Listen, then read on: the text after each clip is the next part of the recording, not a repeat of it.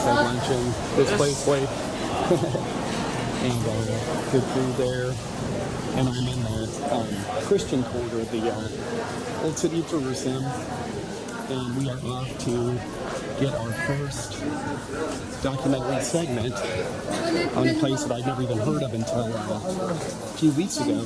I was looking at Google Maps, planning out my day here, my first day in Jerusalem, and I was looking at the quickest route from the Church of the Holy Sepulchre to the Garden Tomb, and happened to notice on the map a place called Zedekiah's Cave. And what I noticed about this is it was just a few hundred feet to the east of the Damascus Gate, right in the wall of the Old City. So the Old City is surrounded by walls that date back to the 1500s. The Ottomans built them. And so, didn't look like anything. I thought cave next to the Damascus Gate in the wall must be just some cheesy tourist site, so I kind of ignored it. And it just kind of kept going through my head for a few days. Zedekiah's Caves, what is that? Again, never even heard of it. So finally I went back and researched it, and wow, turns out that this is actually something very, very interesting. So we're right now headed down, this is called Beit Chabad Street, and headed toward the Damascus Gate. We're going to leave the Old City, and we are going to go visit Zedekiah's Cave, and I'll tell you the story about it when we get there.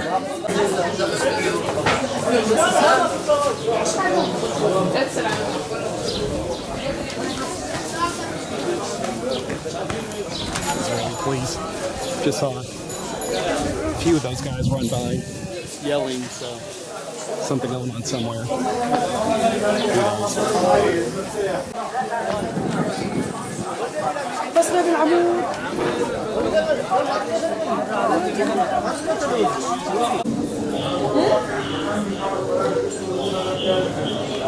So this is new.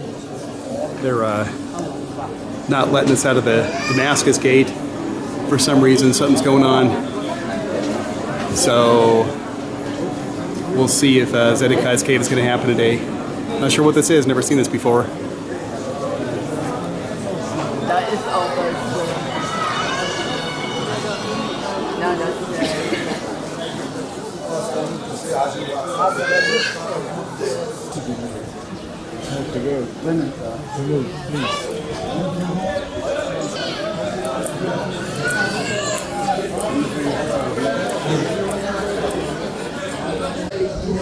So this is the Damascus Gate. This is the main gate between East Jerusalem and the Old City. So this is the main entrance that the Palestinians used to enter in and out of the Muslim quarter of the Old City. And again, not sure what happened here. I mean, it looks under control, but they got it blocked off, and so something happened. Actually, I was here a little bit earlier today, and I noticed the police were frisking and questioning some Palestinian kid, a young guy, and didn't look like much of anything, so went and had my lunch, but maybe that erupted into something bigger. So just going to hang out here for a while, see what happens, and hopefully we'll get to our destination. Really want to check out that cave, so we'll see. Stand by.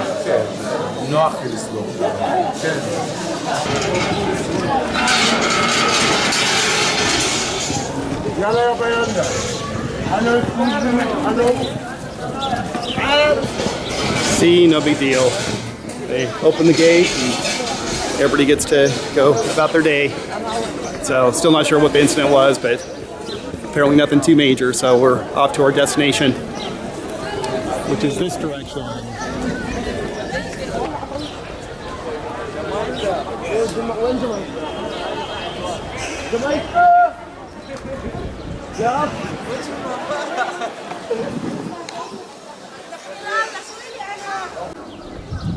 Okay, so our story begins in 1854. There was a prominent American Bible scholar named Dr. James Barclay working in Jerusalem, and he's actually a pretty famous guy. There's even a gate in the Temple Mount called Barclay's Gate that 2 years earlier, Dr. Barkley had discovered from inside the Temple Mount, which is cool. I guess you could actually go under there back in those days.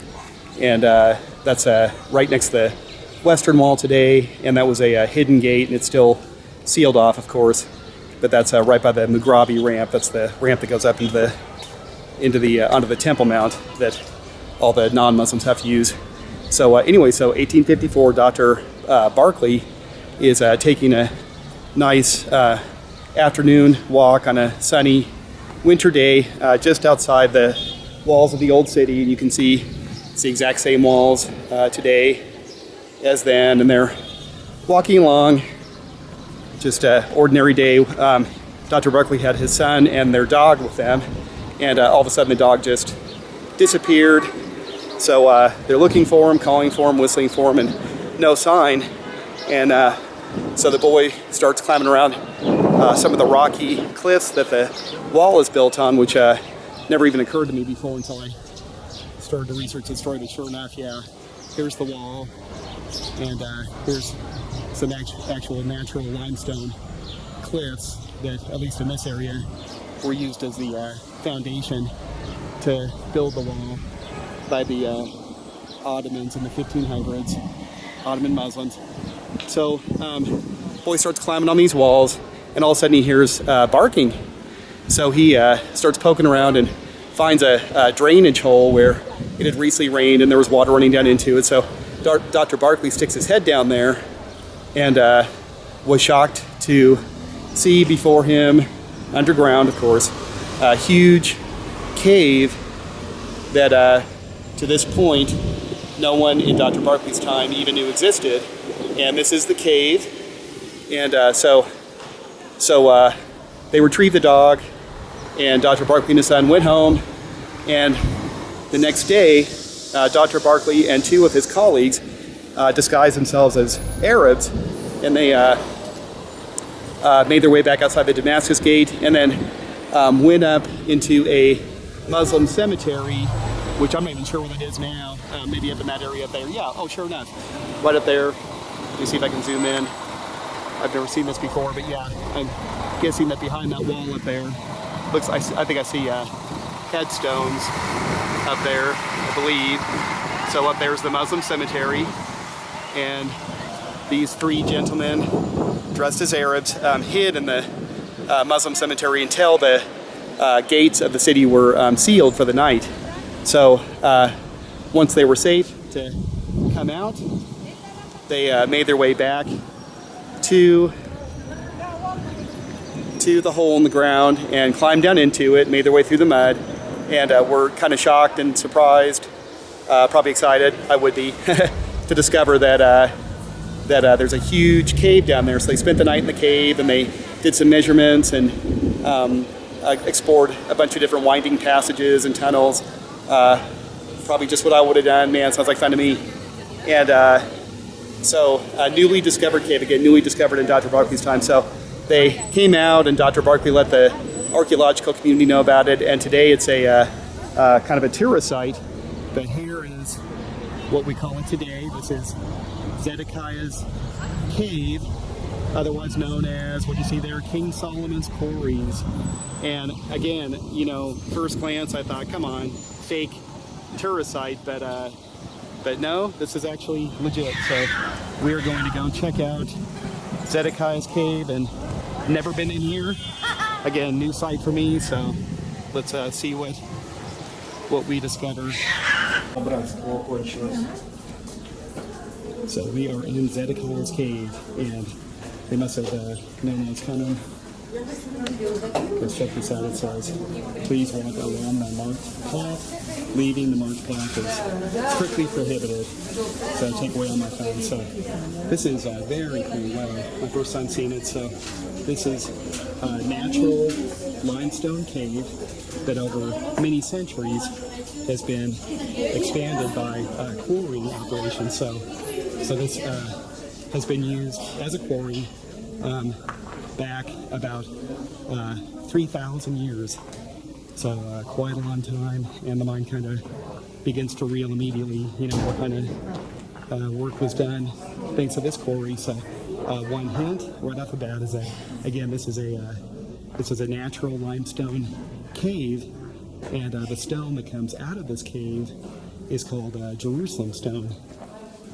So this is actually the stone that we see in the walls of the old city and at the western wall. And another name for the stone is Meliki stone, which means royal stone. But this is just, it's amazing. It's incredible. So I'm going to get situated here, kind of get my bearings straight, and then I'll tell you the story about this cave / quarry. Pretty fascinating. So as I'm walking through, I'm seeing cuts and chisel marks from the quarrying operations, again, over many centuries here. There's a deep one here.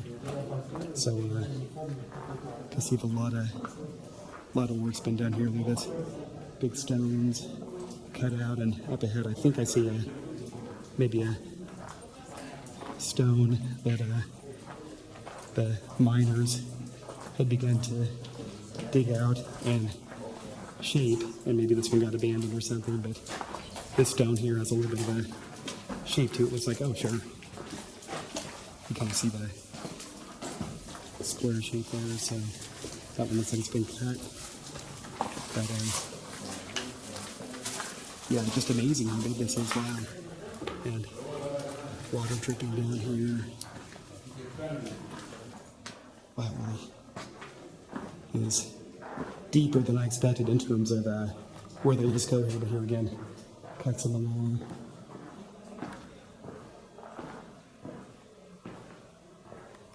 Graffiti because people have no manners.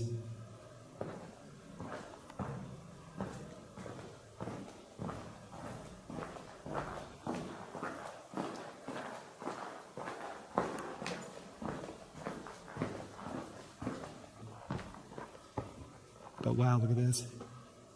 So they do big presentations here. And actually, I think I know what this is, so we'll come back and talk about this a little bit later. I think I know what the purpose of this is here.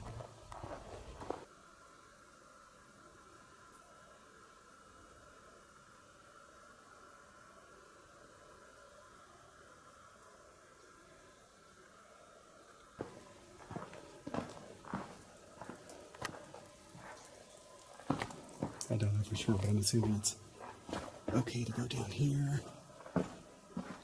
Just exploring as I go. I have no idea what exactly I'm gonna find down here. Much bigger than I expected. Gotta really watch my steps here. Don't want to break this expensive camera. Bought some new Skechers hiking shoes to get around Jerusalem this time. Pretty comfortable.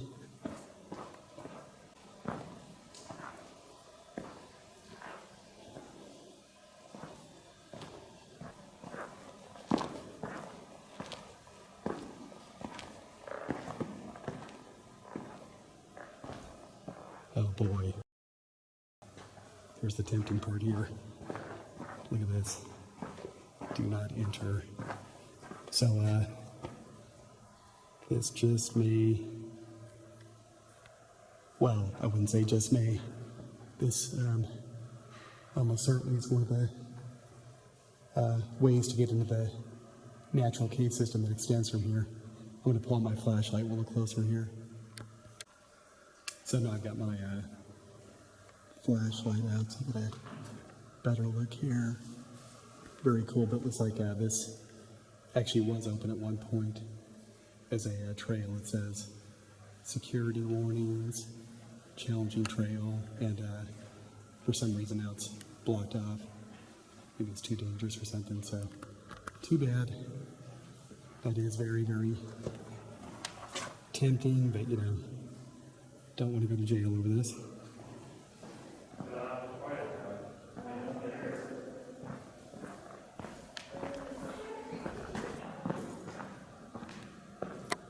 Something like this up above, almost like a beveled ceiling. The miners carved in. Pretty cool, dude.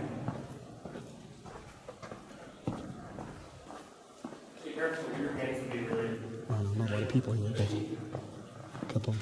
So Missouri, right? Yeah. Okay, say hi. I'm gonna make you guys famous Yeah. for my YouTube channel. Oh, sweet. What's Yeah. the name? Huh? What's the name? These final days. Oh, these final days. Uh-huh, yeah, go check it out. You'll see yourselves in Sweet. about 3 weeks. Have a good one. Yeah, you guys too. I'm sure I'll see you around the cave.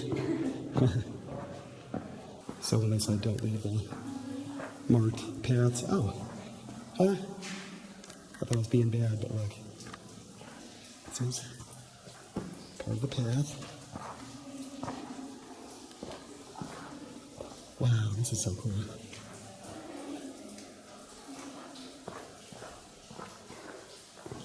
And if you think it's nerdy to be this excited, or excited at all about a quarry, maybe, but again, once I have my bearings straight here, talk a little bit more about the relevance. Pretty cool. So I'm wondering if this is maybe another spot that connects to the natural cave system that we cannot have access to, unfortunately. By the way, right now we are under the Muslim quarter of the old city, about 30 feet underground. So straight up above us, right now is all that chaos and thousands of people and, you know, the merchants yelling at the top of their lungs trying to scare you into buying their stuff, and, you know, Israeli police running around with their automatic rifles like we saw wild events. And down here it's 30 feet below. It's peaceful and quiet, and I'd like to say it's cool down here, and it is by comparison, I mean temperature-wise, but it's muggy, which being from Lake Edison, I'm not completely used to that. So drinking this water is forbidden. Okay, again, we're under the Muslim quarter, so I think I would have made that assumption, but it says the rock ceiling above the cave has many cracks and carved openings through which water drips into a small pool known as Zedekiah's tears. The legend tells that the source of the water is the tears of King Zedekiah shed when captured by the Chaldeans, that's the Babylonians, after the destruction of the first temple. So they're kind of giving away my little bit of my story here. The water is not drinkable. Boy, no kidding. But wow.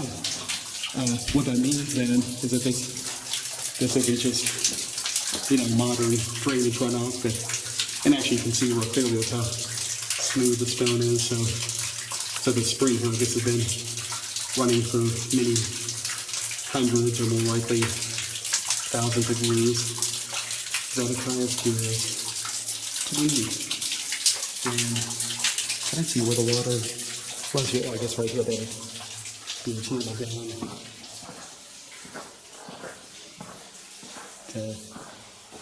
down down there somewhere. Wow, really cool.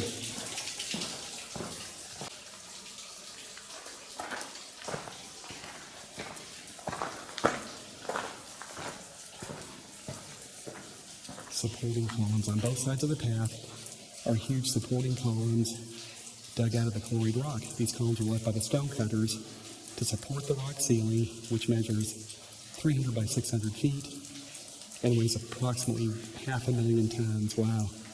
So these cool columns that we keep seeing that give the mine such a neat look, those were left here for structural purposes.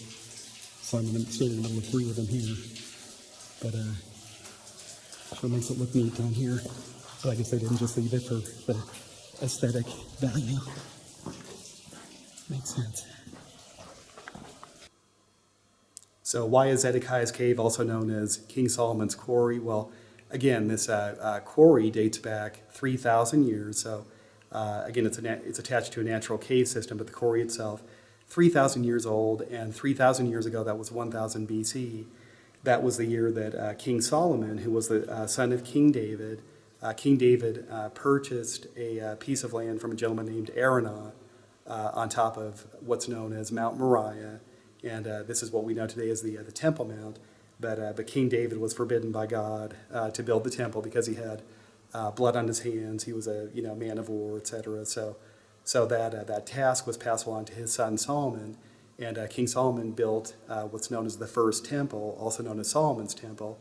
And the temple structure itself was actually made of cedar, but it did have a stone foundation.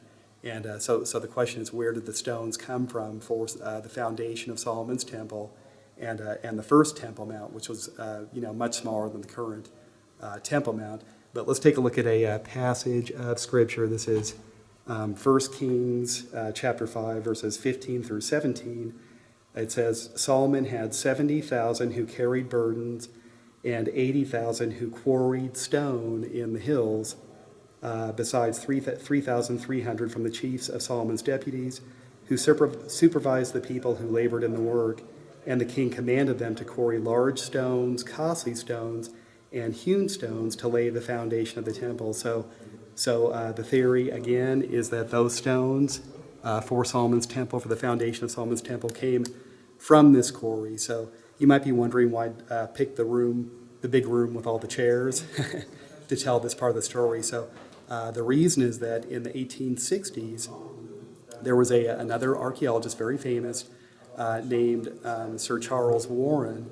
And you might remember me talking about Charles Warren in other episodes from 2012 and mainly my Israel expedition 2014, where I went underneath the Muslim Quarry, the Old City, the Western Wall tunnels, and we took a look at Warren's Gate. So that gate was named for Sir Charles Warren, and this was the gate also that in 1981, three gentlemen, including Gershon Solomon, who my friend Vern and I in 2014 had the privilege of interviewing, but Gershon and two other gentlemen in 1981, same year that Indiana Jones came out, the Raiders of the Lost Ark, coincidentally, in fact, the same month, June of 1981, these guys got in trouble for tunneling through Warren's Gate underneath the Temple Mount in search of the Ark of the Covenant.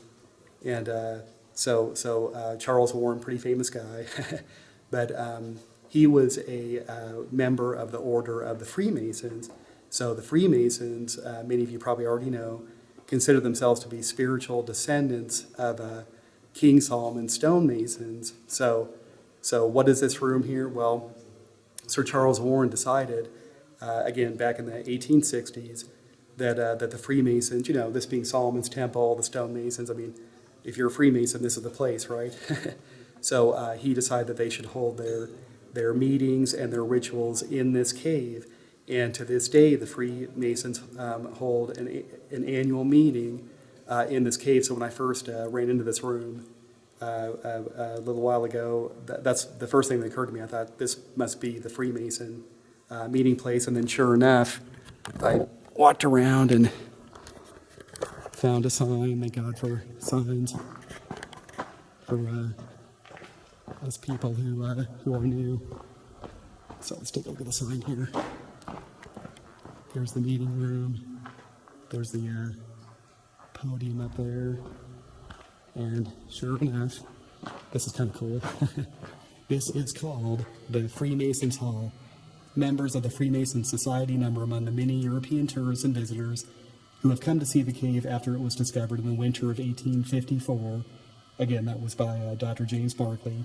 The Freemasons regard King Solomon as the first biblical Freemason, and since the cave was popularly viewed as the quarry used by King Solomon in the building of the first temple, the Freemasons have held their traditional ceremonies during the past century in the main chamber of the cave. So there you go. Pretty cool, huh? And King Solomon, of course, wasn't the only one to use this quarry. So the first temple was destroyed. Solomon's temple was destroyed in the year 586 BC, and then 70 years later, the temple was rebuilt by Zerubbabel, and that wasn't a very glorious temple. So So many centuries after that, just before the time of Christ, King Herod started to, oh boy, there's a big group coming in. King Herod quarried stones from this temple, and this is not disputed. So, okay, we'll just agree on this for sure. King Herod quarried stones from this mine to build his renovation of the second temple. So the temple that was standing in the time of Christ, the stones for that temple came from this quarry, and also the Temple Mount. So that includes the western wall. So the huge blocks that we see in the western wall, blocks of limestone, that Melika, that royal stone, came from this quarry. And then, oh, this is also mentioned in the writings of the Roman Jewish historian Flavius Josephus, who makes reference to the royal caverns of the old city. So all these, terms that again probably point back to King Solomon. And then, so many centuries after the destruction of the second temple, King Herod's temple, the one that he built, the version, in the 1500s, the Muslim Ottomans by then were in charge of Jerusalem. They took over in 1517, and then beginning in 1535 under the Ottoman Sultan Suleiman the Magnificent,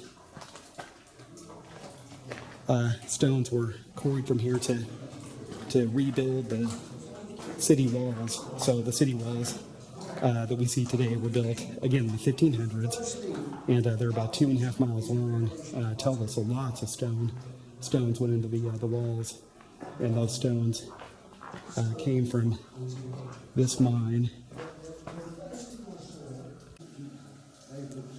Now, after Suleiman completed his project of building the walls of the old city as we see them today, this is why the cave remained hidden for so long.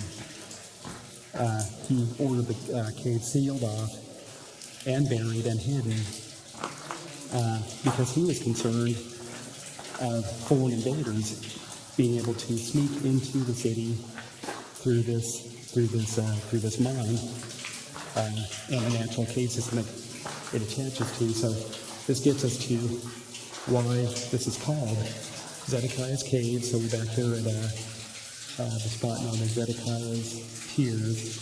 In the 6th century BC, the Babylonians were gaining power and getting stronger and posed a real threat to Jerusalem and to the temple and to the most important thing inside the temple, which of course was the Ark of the Covenant. So King Josiah, who was king at that time, he ordered the priests apparently to hide the Ark. Okay, so this is recorded in many ancient Jewish texts that King Josiah had his priests in the middle of the night one night sneak the Ark off, and you might recall, if you've watched any of my other videos, that I've talked about where the Ark almost certainly is sitting today, underneath the Dome of the Rock on the Temple Mount. So there's a natural cave underneath the Dome of the Rock called the Well of Souls.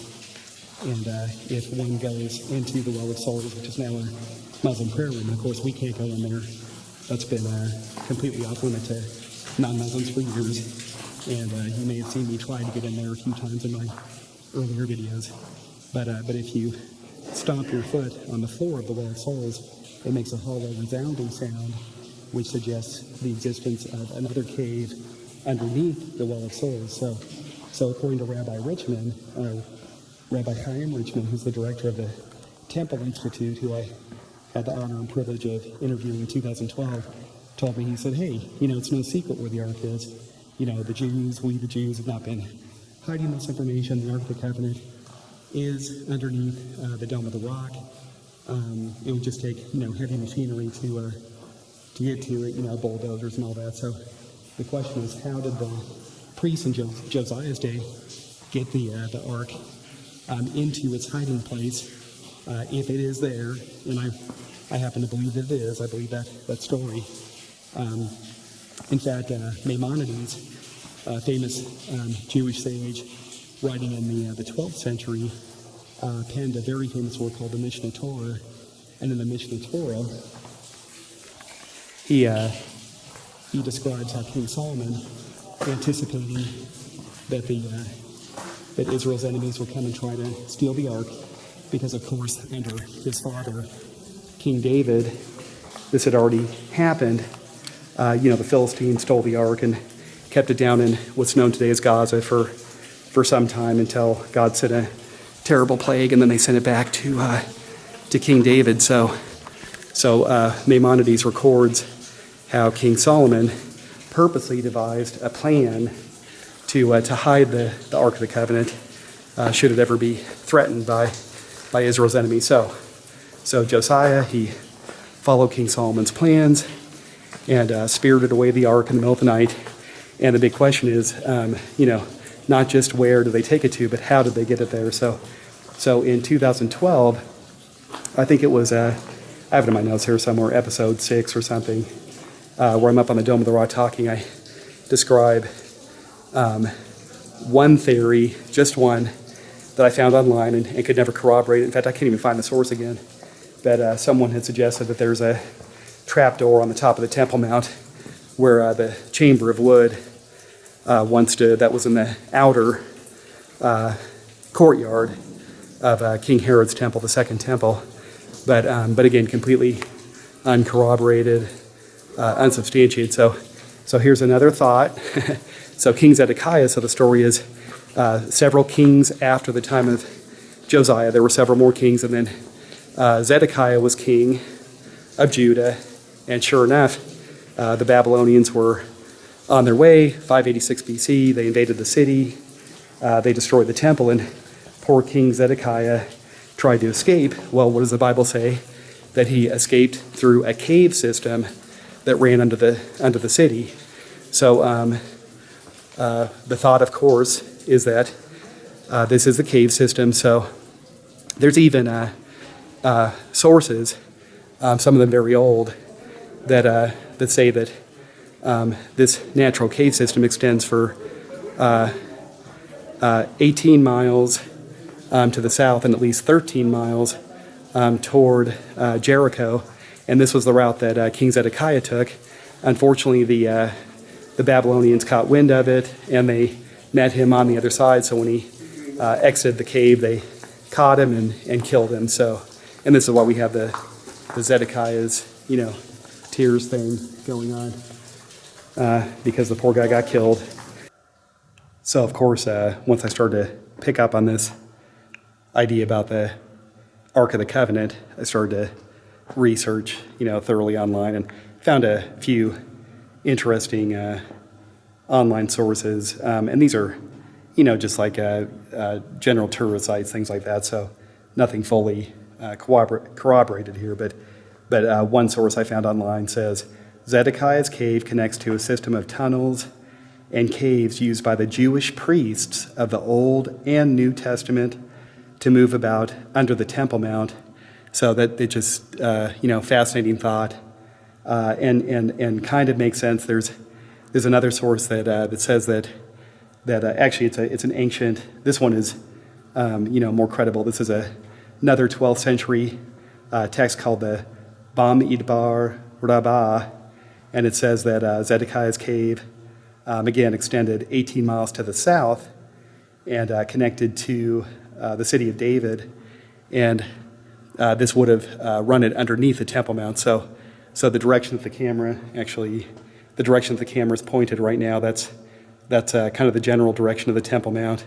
It's actually more like right there. So this area that we looked at earlier that says do not enter, if this does connect to the natural cave system, and at this point I've been through this whole cave that we're allowed to look at, the parts that we're allowed to look at, and this definitely seems like the most likely candidate here. Then this would, if these stories are correct, would take us right underneath the Temple Mount. So where I'm standing now, we're about halfway between the entrance of the cave up by the Damascus Gate and the northwestern corner of the Temple Mount. So we're about halfway to it at this point, where we're standing. So another source says Solomon's quarry provides access to a variety of tunnels and caves under the Temple Mount. So again, several sources, and one of them, again, an ancient Jewish text that dates back to the 12th century that says very specifically that this natural cave system goes directly into the Temple Mount. So any other evidence that this may have been the way, this cave system, that the priests in Josiah's day got the Ark of the Covenant to its current resting place underneath the Dome of the Rock? Well, one last little clue. In 1969, a Jewish archaeologist named Dan Avedon, he discovered a crude carving of a cherub. I'm going to read this word for word, make sure I get it right. In a small niche in the cave. So cherub is like an angel, is often how we translate it in English. It had two long, narrow wings that opened like a pair of scissors, a curled tail, and a bearded human head under a conical headdress. So it almost sounds like a Sumerian-style cherub. And archaeologists believe that this cherub carving actually dated back 3,000 years to the time of King Solomon. So could this have been like, a hint, maybe a direction, a pointer for the priests of that time? Who knows? But very, very popular Old Testament motif. And then the most famous examples of cherubim, of course, are the two giant cherubim that flanked the Ark of the Covenant in the Holy of Holies in the time of in Solomon's temple. So is that just one more little hint? Yeah, it is. I mean, it's compelling, fascinating, gets me excited. Unfortunately, there's supposed to be a plaque down here that marks where the cherub was found. The actual carving was removed from the cave, unfortunately, and it's now in a museum in London. So if I can find a picture of it online, which I haven't yet, but if I do, I'll overlay it into this video here. So hopefully you're looking at a picture of that cherub carving right now as I speak. So again, a hint. Maybe this is the way. Fascinating topic for me. I mean, I believe that the Ark of the Covenant will be discovered, will be retrieved in our time, that this is a major precursor to the third temple getting built, and who knows, down this passage may be the way to get to it. So is it worth getting arrested and going to jail to go on some wild goose chase, ignore the sign, break the rules, and then spend a couple nights in jail, then get deported? Yeah, if I actually knew where the Ark was and how to get to it, but nah, not going to do it today. So that's it. Going to call it a day here, and hope you enjoyed Zedekiah's Cave. Pretty cool place.